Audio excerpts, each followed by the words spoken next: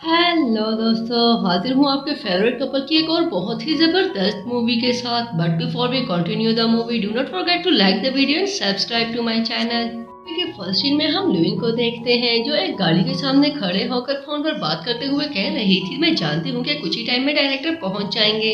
हाँ हाँ, मुझे पता है कि मीटिंग स्टार्ट होने में बस थोड़ा सा ही टाइम बाकी है। मुझे बार बार मत याद दिलाओ, मैं पूरी तैयारी कर आई हूँ और मीटिंग के लिए पूरी तरह से तैयार हूँ। क्या तुम्हें जरा भी आइडिया है, कल सारी रात जाकर मैं इस मीटिंग की तैयारी करती रही हूँ, तभी उस गाड़ी का शीशा नीचे होता है। गाड़ी के अंदर मौजूद स्टूडेंट को देखते ही लुइन को बहुत ज्यादा गुस्सा आने लगा और वो कहने लगी, क्या तुम्हारा दिमाग ठीक है? गाड़ी के अंदर बैठकर मेरी बातें सुन रहे थे? बस लड़की देखी नहीं लाइन मारना शुरू कर देते हो। कम से कम मुझे कोई इशारा ही दे देते कि इस गाड़ी के अंदर कोई मौजूद है। क्या तुम इस टाइम पर घर से सिर्फ इसलिए आए थे कि छुप छुप कर मेरी बातें सुन सको? तभी शूटिंग उसे बताता है कि मेरे साथ अपना टाइम वेस्ट करने से ज्यादा अच्छा है कि तुम अपने मीटिंग पर फोकस करो। तुम्हारा कोलीग होने के नाते मैं तुम्हें याद दिला दूं कि मीटिंग स्टार्ट होने में बस थोड़ा सा ही टाइम बाकी है। तभी लुइन कहने लगी, तुम्हें बाद में देख लूंगी, भूलने वालों में से नहीं हूँ मैं। सीन शिफ्ट होता है तो हम लुइन को देखते हैं जो इस वक्त मीटिंग में मौजूद थी और उनके बॉस उन्हें बता रहे थे कि जिस कंपनी की तरफ से हमें ये प्रोजेक्ट दिया गया है, इस प्रोजेक्ट के लीडर को एक ट्रिप पर भी भेजा जाएगा। क्या आप में से कोई बिजनेस ट्रिप पर जाने के लिए रेडी है? और ये सुनते ही लुइन अपना हाथ खड़ा कर देती है, लेकिन उसको देखते ही जुटैन भी अपना हाथ खड़ा कर देता है। उन दोनों के खड़े हाथों को देखते ही बॉस कहने लगे, एक 10 और लोगों को भी भेज देता हूँ तुम लोगों के साथ। बताया तो है कि प्रोजेक्ट को एक बंदा लीड करेगा और एक ही बंदा ट्रिप पर जा सकता है। फिर इसके अब मैं सब एम्प्लॉयज को तो ट्रिप पर नहीं भेज सकता ना। तभी लुइन को बहुत ज्यादा गुस्सा आ जाता है। मीटिंग खत्म होते ही लुइन बाहर आकर अपने फ्रेंड को इस सब के बारे में बताते हुए कहने लगी, मैं तुम्हें बता नहीं सकती कि मैं उसको लेकर कितने गुस्से में हूँ। इसके जवाब में उसकी फ्रेंड उसे समझाती है कि लुइन, तुम क्यों बिला वजह किसी पर अपनी एनर्जी वेस्ट कर रही हो, और वो बंदा इतना इम्पोर्टेंट नहीं है, तुम जानती हो ना वो एक इररेलेवेंट इंसान है। और फिर कहीं ऐसा ना हो कि उसका हमारे बॉस के साथ ज्यादा अच्छा रिलेशनशिप हो। देखो अगर ऐसा हुआ तो तुम्हारे लिए मुश्किल खड़ी हो सकती है, इसलिए अच्छा होगा कि तुम चुप करके बैठ जाओ, मेरी मानो और इसे जाने दो। तभी लुइन सुटैंग को देखते हुए कहने लगी, जाने देने का तो सवाल ही पैदा नहीं होता। जितनी बेदर्दी से इसकी वजह से मेरा प्लान कैंसिल हुआ है, इसे पे तो करना ही पड़ेगा। आखिर इसको भी पता चलना चाहिए कि इसने पंगा किससे लिया है।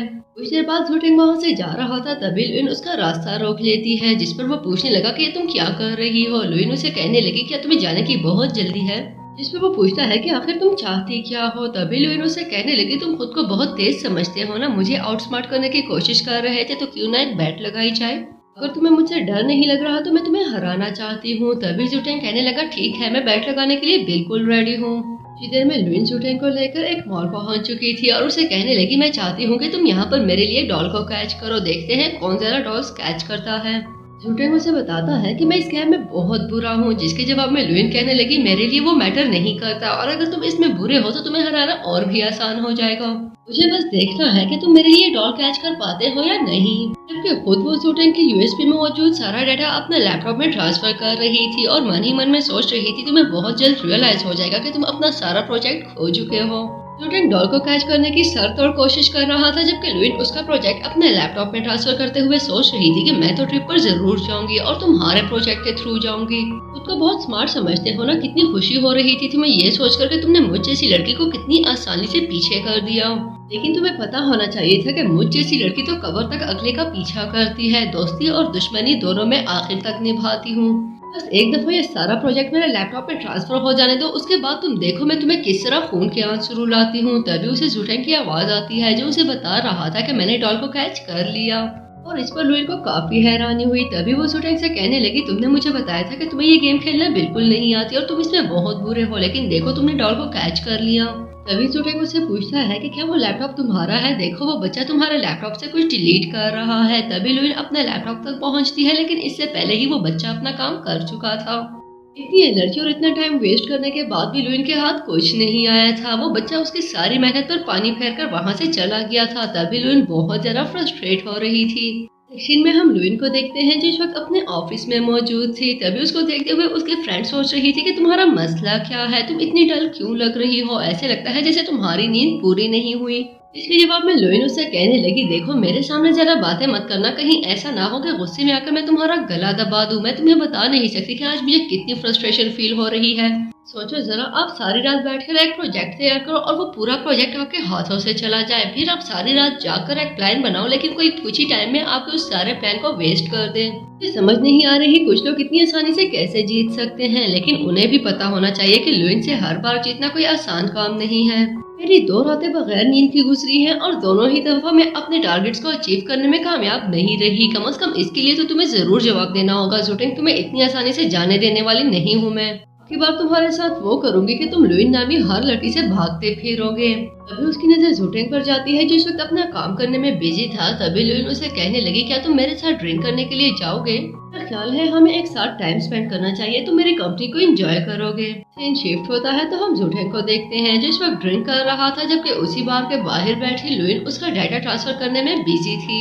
इतने में वहाँ पर एक ड्रंकर्ड आ जाता है, जो लुइन को अकेला समझकर उसे हैरास करने लगा और लुइन को बहुत ज्यादा बेबसी फील हो रही थी। तभी ज़ुटेंग बाहर आकर उस ड्रंकर्ड को वहाँ से भगा देता है, जिस पर लुइन उसकी बहुत ज्यादा ग्रेटफुल हो जाती है। इतने में ज़ुटेंग की नजर लुइन के हाथों में मौजूद लैपटॉप पर जाती है, तो वो पूछने लगा, क्या तुम कोई डेटा ट्रांसफर कर रही थी? लेकिन लुइन साफ झूठ बोलते हुए कहने लगी, नहीं ऐसी कोई बात नहीं है, एक्चुअली कुछ काम था, मैं वो कंप्लीट करने की कोशिश कर रही थी। तभी ज़ुटेंग उसे कहने लगा, अगर तुम मेरा प्रोजेक्ट कॉपी कर रही हो तो वो ओरिजिनल नहीं है। अपना प्रोजेक्ट मैं हमेशा प्रिंटेड फॉर्म में रखता हूँ। और साथ ही उसे डॉक्यूमेंट्स देते हुए कहने लगा, ये मेरा ओरिजिनल डाटा है। ये चोरी पकड़े जाने पर लुइन बहुत ज्यादा शर्मिंदा हो रही थी, लेकिन तभी वो ज़ुटेंग का प्रोजेक्ट देखती है तो वो समझ चुकी थी कि वो बहुत बड़ा एक्सपर्ट है। तभी वो कहने लगी, मुझे लगा कि तुम न्यू हो, लेकिन देखो तुमने कितना अच्छा प्रोजेक्ट बनाया है। सच कहूँ तो मैं वाकई तुमसे बहुत ज्यादा इम्प्रेस हो गई हूँ, बल्कि आज से मैं तुम्हारे साथ कम्पीट करूंगी और फेयर कम्पीट करूंगी। फिर मैं देखती हूँ तुम मुझसे कैसे जीतते हो। तभी ज़ुटेंग कहने लगा, ठीक है, मैं भी तुम्हारे साथ कम्पीट करने के लिए रेडी हूँ। मूवी आगे बढ़ती है तो वो दोनों अपने बॉस के सामने मौजूद थे। तभी बॉस कहने लगा कि आज फिर तुम दोनों मेरे सामने मौजूद हो, लेकिन मैं तुम लोगों को बता दूं कि लुइन को हमारी तरफ से ट्रिप पर भेजा जा रहा है। इसके जवाब में लुइन कहने लगी, नहीं बॉस, मुझे नहीं लगता कि मुझे जाना चाहिए। एक्चुअली मैंने इनका प्रोजेक्ट देखा है और वो बहुत ही रीजनेबल और लॉजिकल है। मुझे लगता है कि ये ज्यादा वर्थी है और आपको इनको भेजना चाहिए। हाँ ठीक है कि मैं ट्रिप पर जाना चाहती थी, लेकिन किसी का हक मार के नहीं। मैं जानती हूँ कि मेरा प्रोजेक्ट अभी इतना अच्छा नहीं है कि मुझे ट्रिप पर भेजा जा सके, इसलिए अच्छा होगा कि आप ज़ुटेंग को भेजें। ये सुनते ही ज़ुटेंग कहने लगा, मैं पहले ही वहाँ पर जा चुका हूँ और मुझे वहाँ पर जाने का कोई शौक नहीं है, इसलिए मैं चाहता हूँ कि तुम जाओ, क्योंकि मैं जानता हूँ कि तुम वहाँ पर पहले नहीं गई।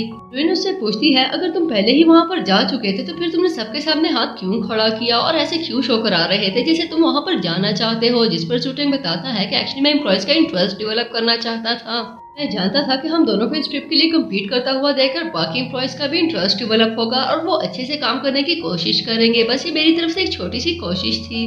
ज़ुटेंग को याद आता है जब उसका फ्रेंड मीटिंग में उसे पूछ रहा था कि तुम बार बार यहाँ पर जा चुके हो तो फिर क्यों इस तरह इंटरेस्ट शो करा रहे हो? जिस पर ज़ुटेंग उसे बताता है, क्योंकि जिसको भेजा जा रहा है वो मुझे बहुत पसंद है। इसलिए ज़ुटेंग को पहली ही नजर में लुइन से प्यार हो गया था, लेकिन ये बात लुइन से कहना कोई आसान काम नहीं था। लेकिन लुइन भी कहाँ पीछे हटने वाली थी। तभी अपने बॉस से कहने लगी, अब मैं सिर्फ तब ही जाऊंगी जब मेरे साथ ज़ुटेंग को भी भेजा जाएगा। तभी बॉस कहने लगा, ठीक है, अगर आप ऐसा चाहती हैं तो मैं ऐसा करने के लिए तैयार हूँ। तभी ज़ुटेंग अपने हाथ में मौजूद दोनों टिकट्स लुइन को दिखाते हुए कहने लगा, अगर तुम चाहती हो तो हम दोनों साथ भी जा सकते हैं। ज़ुटेंग याद करता है कि जब वो लुइन के लिए डॉल स्केच कर रहा था तभी वो लड़का कहने लगा, आप कितने सारे डॉल स्केच कर चुके हैं, देखिए हमारा छोटा सा बिजनेस है, क्यों हमें घाटे में धकेलना चाहते हैं? समझ मुझे इस बात की नहीं आ रही कि आप इतने सारे डॉल्स का करेंगे क्या? तभी ज़ुटेंग कहने लगा, मैं तब तक डॉल स्केच करता रहूंगा जब तक मैं इस स्पंज बेबी को कैच ना कर लूँ।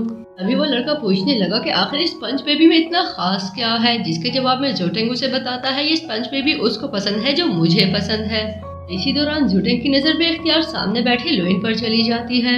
अपने ख्यालों की दुनिया से बाहर निकलते ही ज़ुटेंग अपने बॉस से कहने लगा, बल्कि ऐसा करो, कंपनी की तरफ से ही 2 टिकट्स अरेंज करो, एक मेरे लिए और एक लुइन के लिए। कंपनी की तरफ से हम दोनों को एक साथ ट्रिप पर भेजा जाएगा। और ये सुनते ही उसका बॉस कहने लगा, जी बॉस, जैसा आप कहेंगे मैं वैसा ही करूँगा।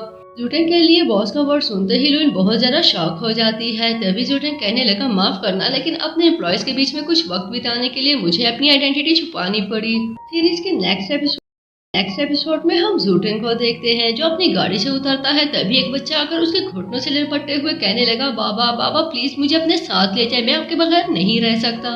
अब आप जानते हैं ना मैं आपसे कितना प्यार करता हूँ। तभी वहाँ पर लुइन आ जाती है जो लू को अपने साथ ले जाते हुए कहने लगी, लू समझने की कोशिश करो, ये तुम्हारे डैड नहीं है। तुम्हें कितनी दफा कहा है कि अपने डैड के बारे में मत पूछा करो, तुम्हें किसने बताया कि ये तुम्हारे डैड है? तभी ज़ुटेंग लू को रोकते हुए कहने लगा, क्या तुम अपने डैड को ढूंढना चाह रहे हो? देखो बच्चे, मैं जानता हूँ कि बिना डैड की जिंदगी बहुत मुश्किल होती है। अगर तुम उन्हें ढूंढना चाहते हो तो मुझे बताओ। तभी लुइन कहने लगी, एक बच्चे की बातों को इतनी इंपॉर्टेंस नहीं देनी चाहिए।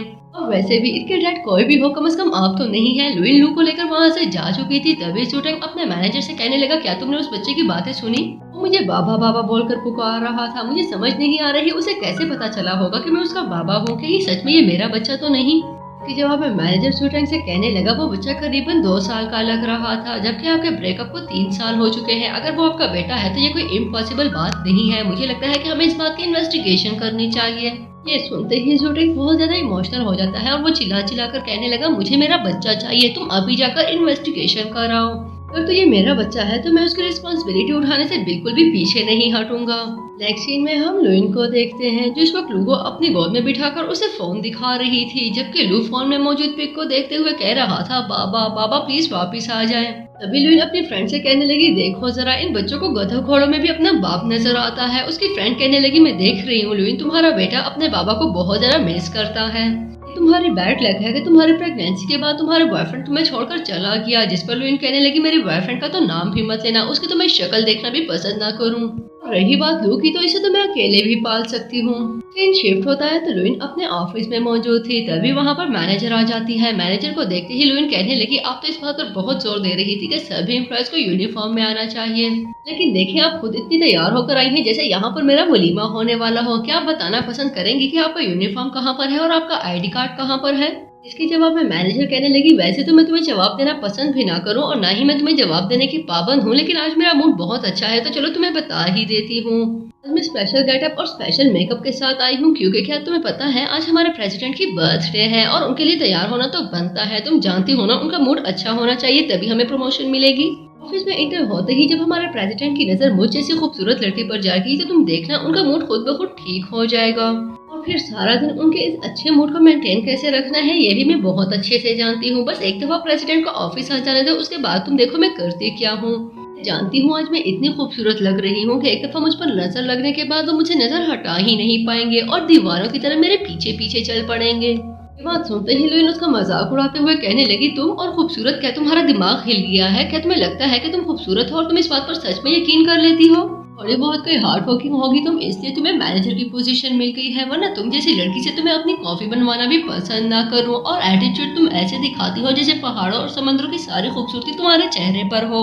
सच कहूँ तो मुझे तो तुम्हारी इन खुशफहमियों पर हंसी आती है। इतने में वहाँ पर प्रेसिडेंट की एंट्री होती है, जिसे देखते ही मैनेजर एकदम अलर्ट हो गई, लेकिन जूटेंग सीधा लुइन के पास आता है। लुइन के फटे पुराने कपड़े को देखते हुए जूटेंग को बहुत ज्यादा बुरा फील होने लगा और वो मन ही मन में सोचता है, देखो इसके कपड़ों को, ऐसे लगता है जैसे इसने पिछले कई सालों से बहुत ज्यादा सफर किया हो। अगर मुझे जरा भी आइडिया होता कि मेरे छोड़कर जाने के बाद तुम्हारे साथ ये सब होने वाला है और तुम्हारा ये हाल होगा तो मैं कभी भी तुम्हें छोड़ कर ना जाता। लेकिन अपने ख्यालों को मन में ही दबाते हुए कहने लगा, मैम लुइन, आज मेरी बर्थडे के दिन आपको प्रमोशन दी जाती है। क्या आप मुझे बताना पसंद करेंगे कि आप कौन सी फील्ड में अच्छी है और मैं आपको किस डिपार्टमेंट में रख सकता हूँ? लेकिन लुइन, जो अचानक मिलने वाली इस प्रमोशन के लिए बिल्कुल भी मेंटली प्रिपेयर नहीं थी, कहने लगी, हाँ मैं स्विमिंग बहुत अच्छे से कर लेती हूँ। तभी जूटेंग मन ही मन में सोचने लगा, मैंने प्रमोशन दी भी तो किस उल्लू को। लेकिन वो लुइन को ये बताते हुए वहाँ से जाने लगा कि आज से आपकी सैलरी में 20,000 युआन का इंक्रीमेंट लगता है। तभी लुइन बहुत ज्यादा शॉक हो जाती है। जूटेंग वहाँ से जा चुका था, लेकिन लुइन और जूटेंग की ये कन्वर्सेशन सुनने के बाद मैनेजर को बहुत ज्यादा गुस्सा आने लगा और वो मन ही मन में सोचने लगी, ये लड़की जिसे मैं पागल से ज्यादा कुछ समझती नहीं थी, मेरे नाक के नीचे मेरे बॉस को सिड्यूस कर रही है और वो कितनी आसानी से इसे प्रमोशन देगी। क्या उसे नजर नहीं आ रहा कि मैं सारा दिन उसके पीछे दुम हिलाते फिरती हूँ? लेकिन ये सब लुइन ने किया है। मैं अच्छे से जानती हूँ कि इस सब के पीछे सिर्फ और सिर्फ लुइन का हाथ है, वरना इस जैसी लड़की को देखना हमारे बॉस पसंद भी ना करे। अब तुम देखो लुइन, मैं तुम्हारे साथ करती क्या हूँ। मैं ऐसे चले चुपाऊंगी कि तुम सारी जिंदगी हमारे बॉस का नाम सुनते ही घबरा जाओगी। इनमें हम लुइन को देखते हैं, जिस वक्त अपना काम करते हुए सोच रही थी कि शूट स्टार्ट होने में बस थोड़ा सा ही टाइम रहता है, लेकिन अभी तक मॉडल्स नहीं पहुंची और फ्लाइट्स का भी टाइम हो रहा है।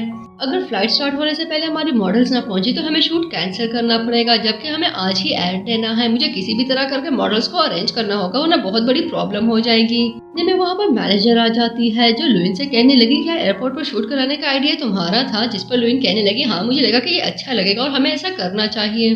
लेकिन मैनेजर, जो पहले ही लुइन पर बहुत ज्यादा गुस्सा थी, कहने लगी, क्या तुम्हारा दिमाग ठीक है? तुम होती कौन हो इतने बड़े डिसीजन अपने सर पर लेने वाली और फिर इस तरह के उल्टे डिसीजंस? मुझे नहीं लगता कोई भी मॉडल शूट के लिए पहुंचने वाली है। एयरपोर्ट पर शूट करने का आइडिया ही इतना बकवास है कि कोई भी हमारे साथ काम नहीं करना चाहेगा। और तुम जानती हो ना, हमें आज ही इस एड को देना होगा। अगर ये शूट कैंसिल हो गया तो हमारी कंपनी को बहुत बड़ा नुकसान हो सकता है और उसकी रिस्पॉन्सिबल तुम होगी। तभी वहाँ पर ज़ूटैंग आ जाता है, जो आते ही कहने लगा नहीं, ये शूट कैंसिल नहीं होगा। अगर मॉडल्स नहीं पहुंचते तो मैं शूट कराने के लिए रेडी हूँ और मेरे साथ लुइन शूट कराएगी। इसको मेकअप रूम में ले जाओ और इसका प्रॉपर मेकअप होना चाहिए। क्योंकि इस डिसीजन ने लुइन को सच में काफी हैरान कर दिया था। नेक्स्ट सीन में लुइन मेकअप रूम में मौजूद थी। मेकअप आर्टिस्ट उसे आई लैशेस लगाने लगे। तभी वो कहती है कि मुझे फॉल्स लैशेस नहीं लगाना है क्योंकि मुझे इससे एलर्जी हो जाती है। मैनेजर लुइन से कहने लगी, देखो तुम डिसाइड नहीं करोगी कि मेकअप आर्टिस्ट को क्या करना है और क्या नहीं। क्या तुम जानती हो अगर हमने तुम्हारे आई लैशेस ना लगाए तो इससे तुम्हारे चेहरे का इफेक्ट कैमरे पे कितना बुरा आएगा। तुम्हें एलर्जी होती है या नहीं, ये चीजें हमारे लिए मैटर नहीं करती। हमें बस सिर्फ अपने शूट को देखना है और अपने एड को देखना है। वहाँ पर ज़ूटैंग आ गया, जो मैनेजर और लुइन की बातें सुन चुका था। तभी वो कहने लगा, रुको मुझे देखने दो कि इसे आई लैशेस की जरूरत है भी या नहीं। तभी वो लुइन के करीब आते हुए उसकी आंखों में देखने लगा और इसी दौरान वो दोनों एक दूसरे की आंखों की गहराइयों में चले जाते हैं। एक दूसरे की नजरों में खोते हुए खुद को कंट्रोल करने के बाद ज़ूटैंग कहने लगा, मुझे नहीं लगता कि लुइन को आई लैशेस की जरूरत है, बस ये जैसा चाहती है इसका वैसा ही मेकअप करो। ज़ूटैंग का मैनेजर उसे डिस्कस करता है कि क्या आपने इस शूट का फैसला बहुत जल्दी में नहीं ले लिया। आप जानते हैं ये कितना बड़ा प्रोजेक्ट है और ये एड कितना इम्पोर्टेंट है। अगर इस एड में जरा भी गड़बड़ हुई तो हमारी कंपनी को नुकसान हो सकता है। मेरा ख्याल है आपको इस शूट के लिए अपने साथ किसी सुपर मॉडल को चूज करना चाहिए था। तभी ज़ूटैंग कहने लगा, मेरी नजरों में लुइन भी किसी सुपर मॉडल से कम नहीं है। क्या तुम जानती हो वो एक सिंगल पेरेंट है।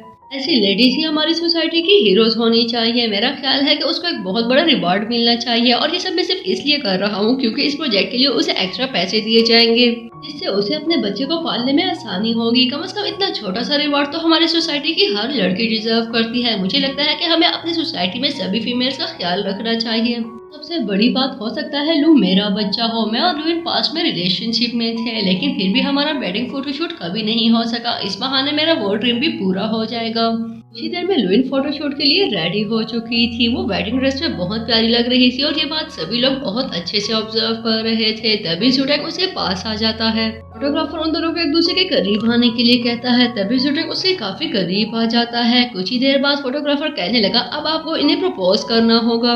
सुनते ही लुइन कहने लगी, मैं कैसे प्रपोज कर सकती हूँ, मेरे पास तो कुछ है ही नहीं। तभी ज़ूटैंग उसे बताता है, तुम परेशान मत हो, मुझे तुम्हें प्रपोज करना है। और साथ ही वो एक रिंग निकालकर उसे प्रपोज करता है। खुशी खुशी से ज़ूटैंग का ये प्रपोजल एक्सेप्ट करती है और उसे बताती है कि ये रिंग सच में बहुत प्यारी है। सच कहूँ तो मेरा सपना था कि कभी कोई मुझे प्रपोज करे, लेकिन आज ऐड के बहाने मेरा वो सपना पूरा हो गया। इसके जवाब में ज़ूटैंग कहने लगा, मैंने तुम्हारे साथ 3 साल गुजारे हैं, तुम्हें क्या पसंद है और क्या नहीं ये मुझे आज भी बहुत अच्छे से पता है। लेकिन उन दोनों को इस तरह एक साथ खुश देखकर मैनेजर को बिल्कुल भी अच्छा नहीं लग रहा था। तभी वो अपनी असिस्टेंट से कहने लगी, क्या तुम देख रही हो ये लड़की ज़ूटैंग के साथ कितना चहक रही है। तभी असिस्टेंट मैनेजर को बताती है, आप शायद जानते नहीं लेकिन ये दोनों पहले भी एक साथ है। एक्चुअली ये 3 साल तक रिलेशनशिप में रहे और इन दोनों का एक बच्चा भी है। वो दोनों एक साथ इसलिए खुश नजर आ रहे हैं क्योंकि वो ऑलरेडी एक दूसरे को बहुत अच्छे से जानते हैं। और अब तो मुझे ये भी सुनने को मिला है कि मिस्टर ज़ूटैंग अपने उस बच्चे को अपनाना चाहते हैं। बस एक दफा कंफर्म हो जाए कि वो बच्चा इन्हीं का है, उसके बाद ये दोनों दोबारा से एक हो जाएंगे और हो सकता है बहुत जल्द इनकी शादी भी हो जाए। मुझे हैरानी है कि ऑफिस में रहते हुए भी आपको कुछ नहीं पता। ये सब सुनते ही मैनेजर सोचने लगी, मानना पड़ेगा लुइन, मैं तुम्हें बहुत हल्के में ले रही थी, जबकि तुम एक बहुत ही टॉप चीज निकली। तुम्हारी पागलाना हरकतों को देखकर मैं तुम्हें कुछ समझती ही नहीं थी, लेकिन मेरे नाक के नीचे रहते हुए तुम वो सब बहुत कामयाबी से कर रही हो जो मैं हमेशा से करना चाहती थी और जो करने के लिए मैं पिछले कई सालों से मेहनत कर रही थी। लेकिन शायद तुम भी मुझे जानती नहीं। और तुम्हें इतनी आसानी से ज़ूटैंग का हो लेने दूं तो फिर तो मेरा यहाँ पर रहने का कोई मकसद ही नहीं रहता। अगले सीन में हम लुइन को देखते हैं, जो इसमें ब्लू के साथ फोन पर बातें कर रही थी और लू से पूछ रही थी कि तुम क्या कर रहे हो, जिस पर लू उसे बताता है कि मैं डैड के साथ लंच कर रहा हूँ। लुइन उसे बताती है कि उसे अपना ख्याल रखना होगा और हाँ, अपने बाबा का भी ख्याल रखना। लेकिन उसकी ये सारी बातें मैनेजर सुन चुकी थी। तभी वो कहने लगी, इसका मतलब है कि इसके बेटे का पिता ज़ूटैंग नहीं है। तुम्हें क्या लगता है बच्चे को लेकर तुम ज़ूटैंग को इमोशनल करोगे और मैं उसे तुम्हारा हो लेने दूंगी? तुम्हारा ये झूठ सबके सामने ना ले आई तो मैं भी अपने नाम की नहीं।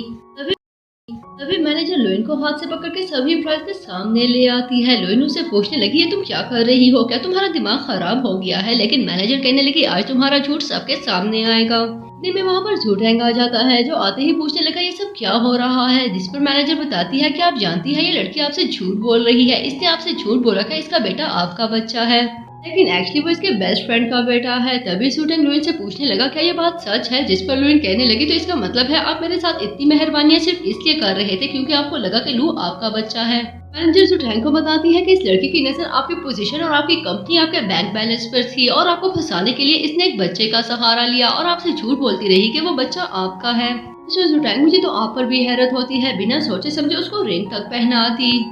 तो शूट भी खत्म हो चुका है और एड भी कंप्लीट हो चुका है, कम से कम अब तो इससे रिंग वापस ले ले। तभी सूटेंग लुइन से पूछता है क्या ये बात सच है, जिस पर लुइन कहने लगी मैं आपको कोई भी एक्सप्लेनेशंस नहीं देना चाहती।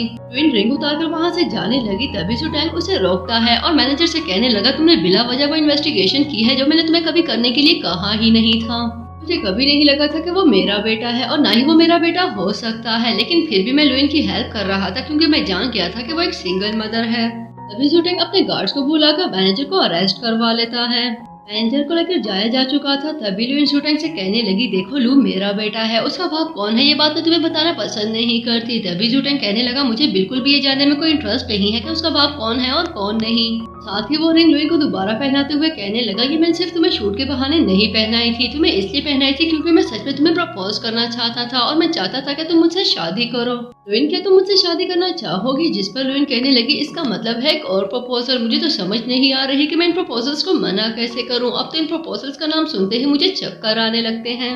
एपिसोड के नेक्स्ट पार्ट में हम लुइन को देखते हैं जो इस वक्त ब्राइडल ड्रेस में मौजूद थी और बहुत ज्यादा गुस्से में थी। अपने होने वाले हस्बैंड से कह रही थी क्या तुम्हें जरा भी शर्म नहीं आई, जबकि लुइन को इस तरह से गुस्से में देखकर उसका बॉयफ्रेंड भी गुस्सा हो जाता है और चिल्ला चिल्ला कर कहने लगा क्या तुम मुझे यहाँ पर सबके सामने शर्मिंदा करने के लिए लाई हो, तुम्हें पता है ना आज हमारी शादी होने वाली है, इस शादी के लिए तुम मेरे साथ राजी हुई थी, अब क्या जरूरत है इस तरह सबके सामने तमाशा करने की। इसके जवाब में लुइन कहने लगी मैं तमाशा कर रही हूँ, क्या तुम्हें सच में लगता है कि मैं तमाशा कर रही हूँ, तुम्हें शर्म आनी चाहिए, तुम मेरे साथ चीटिंग कर रहे थे, शादी मुझसे करने जा रहे हो जबकि दिल में किसी और को बसाया हुआ है, पहले अपने उस साइड चिक को फारिग करो जिसकी वजह से तुम मेरे साथ बेवफाई कर रहे थे। क्या तुम्हें बिल्कुल भी एहसास नहीं, क्या तुम्हें जरा भी शर्म नहीं आती, तुमने अपनी गर्लफ्रेंड के साथ मेरे फोन में पिक्चर्स क्लिक की, मेरे अकाउंट से उन्हें अपलोड किया और अब तुम्हें लगता है कि मैं खामोशी से तुम्हारे साथ शादी कर लूंगी, लेकिन इस सब के बावजूद भी तुम मेरे सामने खड़े होकर चिल्ला चिल्ला कर कह रहे हो कि मैं सीन क्रिएट कर रही हूँ, किस कदर ऑडेशियस इंसान हो तुम। या फिर शायद तुम्हें ये खुशफहमी है कि मैं हाथी के कान में सो रही हूँ और तुम कुछ भी करते फिरो मुझे उसके बारे में पता नहीं चलेगा। बल्कि रुको जरा, मैं अभी इन सब लोगों को तुम्हारी वो पिक्चर्स दिखाती हूँ जिनकी वजह से हम दोनों की शादी आज टूटने जा रही है। मैं तुम्हें बता रही हूँ आइंदा मुझे अपनी शक्ल मत दिखाना, शादी करना तो बहुत बड़ी बात है, मैं तुम्हारे पास से गुजरना भी पसंद ना करूँ, अगर आइंदा तुमने मेरा पीछा करने की कोशिश की या मुझे कांटेक्ट करने की कोशिश की तो मुझसे बुरा कोई नहीं होगा। लुइन वहाँ से जाने लगी। तभी उसका बॉयफ्रेंड शाओ उसे रोकने की कोशिश करता है, लेकिन अपनी इस कोशिश में वो बुरी तरह से नाकाम था क्योंकि लुइन इस वक्त बहुत ज्यादा गुस्से में थी। शाओ उसे बताता है कि जिस गाड़ी में तुम बैठ रही हो वो गाड़ी तुम्हारी नहीं है, लेकिन लुइन उसकी कोई बात नहीं सुन रही थी और सूटेंग की गाड़ी में बैठ जाती है। लुइन सूटेंग की गाड़ी में बैठती है, लेकिन सूटेंग इस सारी सिचुएशन से पूरी तरह से बेखबर था। तभी वो पूछने लगा कि तुम कौन हो और मेरी गाड़ी में क्यों बैठी हो। लुइन कहने लगी हाँ मैं जानती हूँ कि ये गाड़ी मेरी नहीं है, लेकिन मुझे ये भी पता है कि ये गाड़ी तुम्हारी नहीं है, देखो तुम्हें जितने पैसे चाहिए मैं तुम्हें देने के लिए रेडी हूँ, लेकिन प्लीज मुझे यहाँ से निकालो, ये सारे पैसे रख लो लेकिन प्लीज फिलहाल मुझे यहाँ से निकालो, मैं इस सिचुएशन से निकलना चाहती हूँ। तभी वहाँ पर शाओ आ जाता है। तो आते ही सूटेंग से कहने लगा अगर तुमने गाड़ी यहाँ से हिलाई भी तो मुझसे बुरा कोई नहीं होगा, तुम्हारा वो हशर करूंगा कि तुम याद रखोगे। शाओ की ये बात सुनते ही लुइन कहने लगी देखो उसे मत धमकाओ, ठीक है मैं गाड़ी से उतर रही हूँ लेकिन उसे धमकियां देने की कोई जरूरत नहीं। तभी सूटेंग लुइन को उतरने से मना करता है और खुद शाओ से कहने लगा मैं गाड़ी यहाँ से निकाल रहा हूँ, तुम्हारा जो जी में आए और तुम जो कर सकते हो करके दिखाओ। तभी सूटेंग लुइन को लेकर वहाँ से चला जाता है, जबकि शाओ उन्हें बस देखता ही रह गया। नेक्स्ट सीन में लुइन को दिखाया जाता है जो इस वक्त सूटेंग के साथ उसकी गाड़ी में मौजूद थी। तभी वो पूछने लगा क्या तुम ठीक हो, जिसके जवाब पर लुइन कहने लगी क्या मैं तुम्हें खराब लग रही हूँ, मेरा मूड बिल्कुल ठीक है। देखो अगर तुम्हें मेरी सिचुएशन खराब लग रही है तो मैं तुम्हें बता दूं मैं उस किस्म की लड़की नहीं जो छोटी मोटी बातों पर रोना धोना शुरू कर देती है, मैं एक इंडिपेंडेंट और स्ट्रॉन्ग वुमेन हूँ। ठीक है कि मैं शाओ से शादी करना चाहती थी लेकिन मैं इतनी इमोशनल नहीं हूँ कि उसके लिए रोना धोना शुरू कर दूं। नेक्स्ट सीन में लुइन को दिखाया जाता है जो अब एक स्ट्रॉन्ग और इंडिपेंडेंट वुमेन बिल्कुल भी नहीं रही थी। वो फूट फूट कर रो रही थी और कह रही थी आखिर कोई किसी लड़की के साथ ऐसा कैसे कर सकता है, आखिर क्या कमी थी मुझ में जो शाओ इस तरह मुझे छोड़कर चला गया, क्या ये सब करते हुए उसे मुझ पर बिल्कुल भी तरस नहीं आया, मैंने उसके लिए क्या कुछ नहीं किया और उसके सिले में मुझे क्या मिला। मुझे लगा था कि शाओ मेरा बैकबोन है, उसके होते हुए मुझे कभी किसी की जरूरत नहीं पड़ सकती और वो हमेशा मुझे प्रोटेक्ट करता रहेगा। उसने मुझसे प्रॉमिस किया था कि वो मेरी रिस्पॉन्सिबिलिटी उठाएगा, लेकिन देखो उसने मेरे साथ क्या किया, मुझे क्या दिया, सिर्फ धोखा और बेवफाई। क्या उसे बिल्कुल भी तरस नहीं आया। तुम बताओ आखिर ये लड़के ऐसा क्यों करते हैं? मुझे समझ नहीं आती, ये मर्द इतने बेवफा क्यों होते हैं? हम लड़कियों के साथ ही हमेशा ऐसा क्यों होता है? टैंग उसे कहने लगा, देखो तुम्हें स्ट्रॉन्ग बनना पड़ेगा और इस सिचुएशन को तुम्हें ब्रेवली फेस करना पड़ेगा। तभी वो कहने लगी, दूसरों को एडवाइस देना आसान होता है, लेकिन जब खुद सफर करना पड़े तो बहुत मुश्किल होती है। लेकिन साथ ही उसे रियलाइज होता है कि जू टैंग ने बहुत मुश्किल टाइम में उसका साथ दिया है। तभी वो कहने लगी, मैं तुम्हें थैंक्स कहना चाहती हूँ, अगर तुम ना होते तो पता नहीं मैं वहाँ से कैसे निकलती। सच कहूँ तो मैं तो डर ही गई थी कहीं शाओ सच में तुम्हारी गाड़ी को हिट ना कर दे। बल्कि ऐसा करते हैं, मैं कल तुम्हें डिनर पर लेकर जाती हूँ, हम दोनों एक साथ डिनर करेंगे। तुम इसे मेरी तरफ से थैंक यू जेस्चर के तौर पर भी ले सकती हो। तभी जू टैंग कहने लगा, देखो तुम बिला वजह फॉर्मेलिटीज में पड़ रही हो, इस सब की कोई जरूरत नहीं है। लेकिन लुइन उसे अपना नंबर देते हुए कहने लगी, कल मुझे जरूर कॉल करना, हम दोनों मिलेंगे और एक अच्छी सी जगह पर डिनर के लिए जाएंगे। और इसी दौरान जू टैंग लुइन को देखता है तो वो उसकी खूबसूरती से इम्प्रेस हुए बगैर ना रह सका। ट्रेन शिफ्ट होता है तो हम जू टैंग को देखते हैं, जिसका ड्राइवर इस वक्त उससे माफी मांगते हुए कह रहा था, मैं आपसे मिलने के लिए पहुंचने वाला था, मैं जानता था कि मुझे गाड़ी को पिक करना है, लेकिन एक्चुअली ट्रैफिक की वजह से मुझे बहुत ज्यादा देर हो गई। जानता हूँ आपने काफी देर मेरा इंतजार किया होगा और मेरे ना आने की वजह से आपको बहुत मुश्किल हुई होगी, लेकिन एक्चुअली ट्रैफिक बहुत ज्यादा थी इसलिए मैं पहुंच नहीं सका। प्लीज मुझे माफ कर दे, ये ले मेरा कार्ड, आप चाहे तो मेरे कल की सैलरी डिडक्ट कर सकते हैं। तभी जू टैंग कहने लगा, तुम्हें माफी मांगने की कोई जरूरत नहीं और ना ही मैं तुम्हारी सैलरी डिडक्ट करूंगा। सच कहूँ तो तुमने अच्छा ही किया जो कल गाड़ी को पिक करने के लिए नहीं आए, क्योंकि अगर तुम आ जाते तो मुझे वो कभी ना मिल पाता जो मैंने कल हासिल किया है। मूवी आगे बढ़ती है तो हम जू टैंग को देखते हैं, जो इस वक्त लुइन से मिलने के लिए पहुंच चुका था। उसको देखते ही लुइन कहने लगी, तुमने बहुत अच्छा किया जो यहाँ पर टाइम पर आ गए। देखो एक छोटी सी प्रॉब्लम हो गई है, ये मत समझना कि मैं तुम्हें डिनर कराने से पीछे हट रही हूँ। डिनर मैं तुम्हें जरूर कराऊंगी, लेकिन मेरे बॉस ने मुझे कहा है कि आज मुझे बहुत सारे क्लाइंट्स को अपने सैलून में लेकर जाना होगा। तो 20 कस्टमर्स हमारे सैलून को विजिट कर लेते हैं तो मेरे बॉस मुझे बोनस देंगे और उसी बोनस से मैं तुम्हें डिनर कराऊंगी। लेकिन मुझे अभी बहुत सारा काम है, क्या तुम उस काम में मेरी हेल्प कराओगे? तभी वो वहाँ से गुजरने वाले बहुत सारे लोगों को अपने सैलून की तरफ अट्रैक्ट करने की कोशिश करती है, लेकिन किसी को भी उसके सैलून में कोई इंटरेस्ट नहीं था। तभी वो बहुत ज्यादा फ्रस्ट्रेट हो जाती है। तभी वो जू टैंग से कहने लगी, अजीब मुसीबत है, मुझे समझ नहीं आ रही आजकल के लोगों को अपने मेंटेनेंस में कोई इंटरेस्ट ही नहीं है, किसी को हमारे सैलून आने में कोई इंटरेस्ट ही नहीं। जबकि लुइन को इस हालत में देखकर जू टैंग को बिल्कुल भी अच्छा नहीं लग रहा था। तभी वो कहने लगा, तुम अपना काम जारी रखो, मुझे एक इम्पोर्टेंट कॉल करनी है। और इतने में वो अपने मैनेजर को कॉल करके बहुत सारे लोगों को वहाँ पर भेजने के लिए कहता है। देखते ही देखते लुइन के सामने लोगों की एक लंबी लाइन लग जाती है और सभी लोगों को उसके सैलून जाने में बहुत ज्यादा इंटरेस्ट था। यूँ वो अपने 20 क्लाइंट्स को अरेंज करने में बहुत जल्दी कामयाब हो गई। लुइन बहुत ज्यादा खुश हो चुकी थी, जबकि उसके चेहरे पर खुशी की ये रमक देखकर जू टैंग बहुत ज्यादा सेटिस्फाइड हो जाता है। काम से फारिग होने के बाद लुइन जू टैंग से कहने लगी, आज तो तुमने कमाल ही कर दिया, अगर तुम मेरे साथ ना होते तो शायद मैं इतनी जल्दी अपने टारगेट को अचीव ना कर पाती। क्या तुम्हें पता है कभी कभी तो इस काम में पूरा दिन निकल जाता है। जू टैंग के साथ मौजूद थी तभी वहाँ पर शाओ आ जाता है, जिसके साथ उसकी गर्लफ्रेंड भी मौजूद थी। और वो आते ही लुइन से कहने लगा, देखो जरा, मुझे छोड़ने के बाद क्या तुम्हें बस एक यही ड्राइवर मिला था? बस कम अब तो तुम्हें अपनी इंपॉर्टेंस का अंदाजा हो गया होगा। मैं जानता हूँ कि तुम्हें बहुत ज्यादा पछतावा हो रहा होगा इस बात का कि तुमने मेरे साथ शादी क्यों तोड़ी और ब्रेकअप क्यों किया, लेकिन तुम जैसी लड़कियां जो खुद को बहुत स्मार्ट समझती हैं एंड में इसी तरह खाली हाथ रह जाती हैं। तभी लुइन उसके मुंह पे जूस मारते हुए कहने लगी, यहाँ से दफा हो जाओ, मैं तो तुम्हें थैंक्स कहना चाहती थी, आज तुमने मुझे पहले छोड़ दिया होता तो मुझे एक अच्छा पार्टनर मिल जाता। तभी शाओ कहने लगा, पार्टनर? कौन सा पार्टनर? मैं अच्छे से देख रहा हूँ कि तुम सिंगल हो और मुझे ये भी नजर आ रहा है कि अगले 10 साल तक तुम सिंगल ही रहने वाली हो। शाओ की ये बातें लुइन को बहुत ज्यादा बेबस फील करा रही थी। तभी जू टैंग कहने लगा, किसने कहा कि वो सिंगल है? मैं उसके साथ और मेरे होते हुए उसे किसी की कोई जरूरत नहीं। तुम्हें तो शायद पता भी ना हो कि बहुत जल्द हमारी एंगेजमेंट होने वाली है। तभी लुइन उसके हाँ में हाँ मिलाते हुए कहने लगी, हाँ नेक्स्ट वीक हम दोनों की एंगेजमेंट होने वाली है, लेकिन तुम बिल्कुल भी मत आना।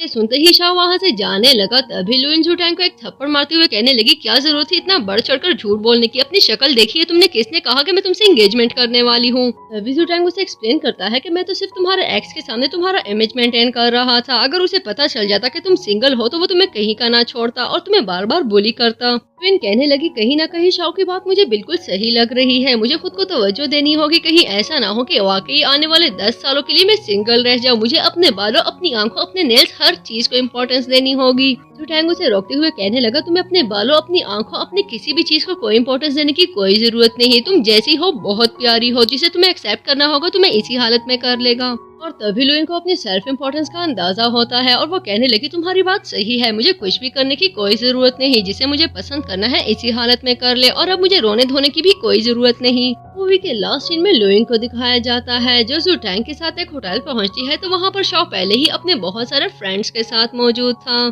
लुइन और जुटैंग को देखते ही शाओ कहने लगा, देखो जरा, तुम लोग फरारी में आए हो, जैसे हमें तो पता ही नहीं कि ये फरारी तुम लोगों ने रेंट पर ली हुई है। लुइन शाओ को बताती है कि मेरी और जुटैंग की यहाँ पर एंगेजमेंट होने वाली है। तभी शाओ कहने लगा, हाँ मैं जानता हूँ किसी से पैसे लेकर तुम लोगों ने यहाँ पर बुकिंग करा ली होगी, लेकिन तुम्हारा बॉयफ्रेंड यहाँ पर फर्स्ट टाइम आ रहा है, ये बात भी मैं बहुत अच्छे से जानता हूँ। जबकि इस जगह को विजिट करना मेरे और मेरे फ्रेंड्स के लिए मामूल की बात है। क्या तुम जानते हो, मेरा भाई यहाँ का मैनेजर है और तुम जैसे गेस्ट को यहाँ पर कभी भी घुसने नहीं देगा। तभी वो अपने भाई को बुलाने के लिए चला जाता है। शाओ के बुलाने पर भी उसका भाई उसके पास नहीं आता। तभी जुटैंग कहने लगा, मेरा ख्याल है तुम्हारे भाई की नजर में तुम्हारी बिल्कुल भी कोई इम्पोर्टेंस नहीं है। जिस पर शाओ कहने लगा, एक्चुअली वो अपने फ्रेंड्स के साथ बहुत बिजी है, लेकिन अभी यह बात में वो जब भी आए मैं इतना जरूर जानता हूँ कि वो तुम जैसे गेस्ट को यहाँ पर घुसने की परमिशन बिल्कुल भी नहीं देगा। इसलिए अच्छा होगा कि तुम लोग बिना अपनी इंसल्ट कराए खुद ही यहाँ से चले जाओ। जुटैंग होटल के मैनेजर को बुलाता है। तभी वहाँ पर शाओ का भाई भागा भागा चला आया, जो आते ही जुटैंग से कहने लगा, अगर आपको किसी चीज की जरूरत हो तो मुझे जरूर बताइएगा।